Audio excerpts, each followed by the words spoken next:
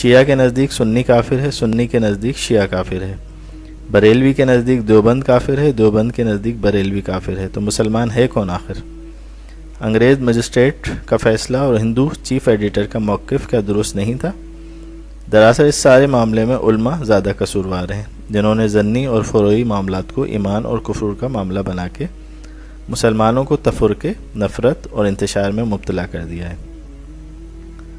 اسی کا فائدہ اٹھا کے دنیا بھر میں مسلمان شیعہ سنی اور سنی سنی بنیادوں پہ تقسیم ہو کے کمزور ہو گئے۔ علماء کے بیانات کے زیر اثر خصوصاً جمعے کی نمازوں میں جو اختلافی مسائل پہ زور دے کے اپنی 1.5 اینٹ کی مسجد بچانے کی کوشش کی جاتی ہے، وہ دراصل اسلام کی تبلیغ نہیں بلکہ مسلک کی تبلیغ ہے۔ بریلوی علماء دیوبندیوں کو جن گستاخانہ تحریروں پہ کفر کا فتویٰ لگاتے ہیں،